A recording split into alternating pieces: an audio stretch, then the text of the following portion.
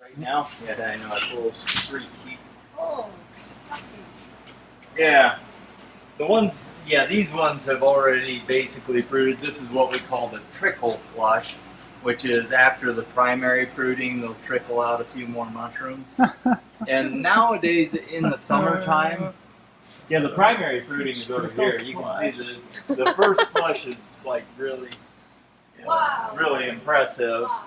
But then the trickle flush, you get another, 20% more or so. And then in the summertime, there's so many contaminants in the air that we basically just do those 2 flushes and get them out of here before they become a problem. So basically, they're just quickly cycling through this end of the room. In the wintertime, when the air is cleaner, I'll soak them and I'll move them on the shelves further back to get some more mushrooms off of them. But it's more efficient to just, we call it one and done. It's really 2 flushes and done. And sawdust is relatively cheap, and so is grain. Mm-hmm. And it makes an excellent garden supplement. So I just put them in a shredder out back, and I shred them right onto my gardens for that one's huge. keeping my soil nice and fluffy. Yeah, I should point out something about those. They have one peculiar characteristic. These big ones here. Mm-hmm.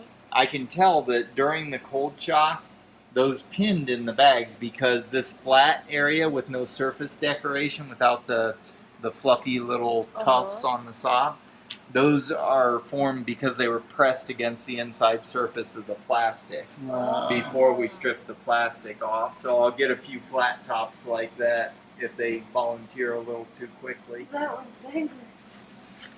What? You see a big one? Oh, that one's upside down, yeah.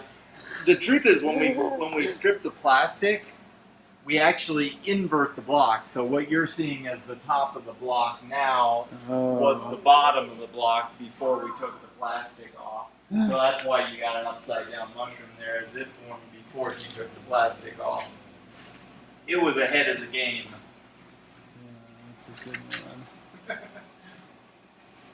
Oh, lion's mane. Yep, lion's veins. Same size block, same plastic and everything, but the difference is they sense fresh air. So all I gotta do is punch holes in them and they find their way out. Oh, And the nice thing about that is I don't have to soak them or anything. They retain their own moisture and they have enough to produce 3 batches without having to do anything to them. These are first batch. Those smaller ones there are probably second flush, and then the third flush ones get. Well, those back there are second flush for sure because they're about 2 or 3 inches. These ones that are 3 or 4 inches are first flush.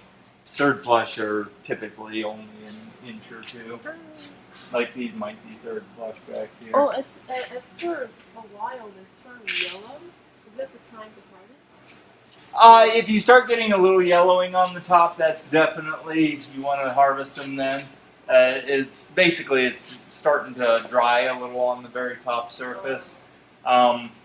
Basically, you harvest them at whatever age people want to buy them at. I mean, there's not a specific ripeness. The longer you keep them on, the tougher they'll be and a little bit more prone to be bitter. Although I think that travels seasonally more than with maturity. That bitterness is something that's a little hard to peg down what exactly triggers that. It's growing on filters. Yeah. Once they're fully colonized, they'll eat the filters.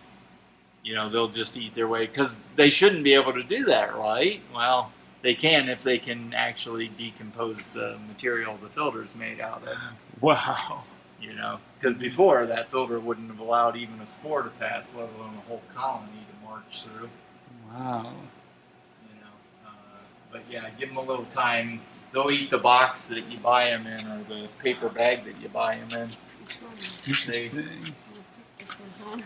They're not normal organisms. They're very unusual. Wow.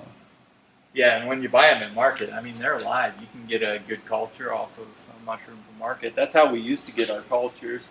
Now we know a lot of people with other laboratories, and we kind of trade cultures back and forth for good mushrooms. We're all friendly with each other. That's That's nice. cool. Yeah. So it's a good group. They a lot of really fun people who like to experiment and try things. Wow. Well, I got a good education. Well, you Thank got you. an education. That's what I know. I've been doing this for long enough that. Do you have any books that you would recommend to a beginner? Depends. Are you looking? There's 3 sets of books. There's cultivation books, in which case like Peter Oy does a really good one. Paul Stamets got some good cultivation books. Those are the 2 main ones I recommend for beginning cultivators. There's others though. I mean, there's like pamphlets that some of the universities have put out for specific mushrooms, like if you want to do log shiitake, which by the way I should show you the shiitake logs, because we do actually have log shiitakes on actual oak. They were actually, I saw they were selling logs. Sure. Market. Yeah, a lot of times Yeah, they'll just do them as take kits. it home and just grow it. Yeah. Yeah, my I give parents them did to that friends and once. stuff. Yeah. Cool. Anyway, as far as like wild mushrooms, do you do any wild mushroom hunting? Or are you interested? Well, in it? yeah, this sounds fun. Yeah, it's awesome. It's incredible. Yeah. And that's where you get to really good mushrooms too, because some of that stuff you just can't grow, like chanterelle. I'd love to grow chanterelle. Turkey tails. I consider that more like a tea mushroom and medicinal. It's very common around here. Really? Oh yeah. Turkey tail is So expensive. I know. and it shouldn't be. I mean, it's relatively common and simple to grow. I don't know why it would be so expensive. What about like cordyceps? Cordyceps now, that's actually a parasitic. They does have funny fruiting bodies, real long and skinny. And that's how they grow in the wild too, but they're parasites, weirdly, of caterpillars. Yeah, they look like that. Yeah, and they only occur in like limited areas. Like I know they're a big crop in Tibet. I don't know how broad the region is where they occur.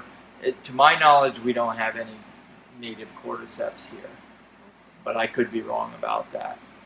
What else do we Truffles is another one that a lot of people will ask chaga about. mushroom? What is it? Oh, chaga? Yeah.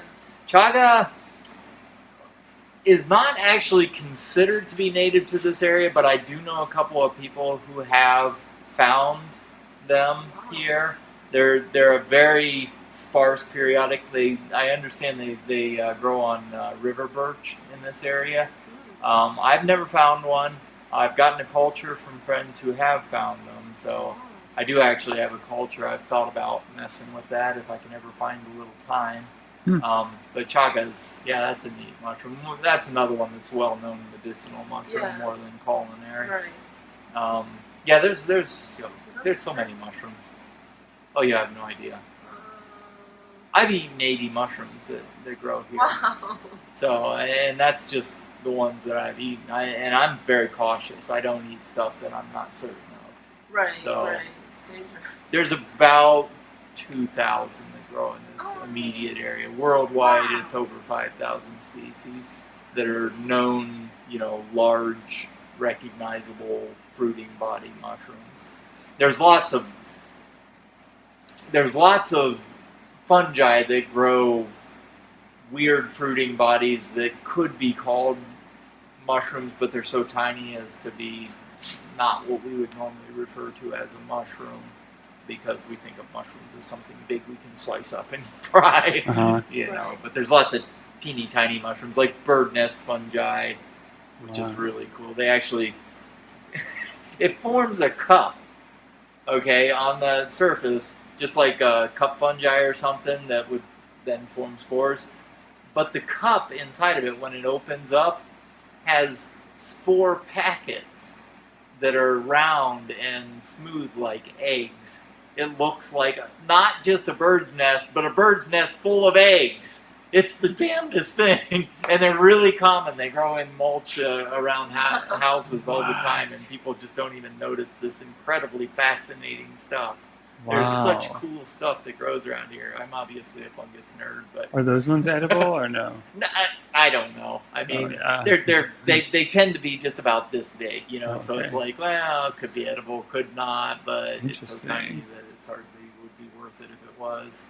You know, there is a practicality. You know, when you get below a certain size, we don't really think of it as food anymore. You know. Yeah. With some notable exceptions, like kombucha, or which is just they don't even take that to the fruiting body. It's just a colony, but it's a filamentous fungi like mycelia for mushrooms, but they actually ferment a chunk of that in a sugar water mix, just like you are brewing alcohol, but instead of using yeast, which is another fungi, but not a filamentous one, it's an individual cell fungi. But you get a different product. You don't end up with the alcoholic product. You end up with kombucha, Right. or however you pronounce it. I don't know if I pronounce Yeah, it I right. think that's kind right. of the hillbilly pronunciation. That's the funny thing. I know a lot of stuff about this, and I've read it and studied it and everything, but I mispronounce a lot of stuff because I've learned everything from books. You know, And no one there's just else such a knows about small it, community yeah. of people that are knowledgeable in this Right. area. You know that. Which is why I'm filming you. Well, I don't know if I count, but I know some things at least. I know Well, the I tip of the appreciate it. iceberg. I will tell you though, if you are interested in doing learning wild mushrooms, join the Ohio Mushroom Society. They're really cheap. It's like $15 a year to be a member, and they not only do they do forays where you can go out for free with a group of people, but they have some of the best mushroom experts in Ohio. They go on those forays and they'll identify everything for you, and they often have a fun get together afterwards and cook like dozens and dozens of different mushrooms. It is an awesome way to spend your time if you got any spare time. Wow. We should find out and put a link in this video. Yeah, there you go. People watching can. Yeah, they're good folks. We've had them down here and let them walk on our place just because we love them as an organization. Unfortunately, I never have any time to go on the walks elsewhere because we're working all the time. But you can bet I sure loved walking with them when they were out here. Well, thank you so much for giving us a tour. Yeah, I hope it's of some interest. Oh my God, I'm sure. So interesting. Very interesting. Thank you. That's very kind of you to say. And I think a lot of people will also think.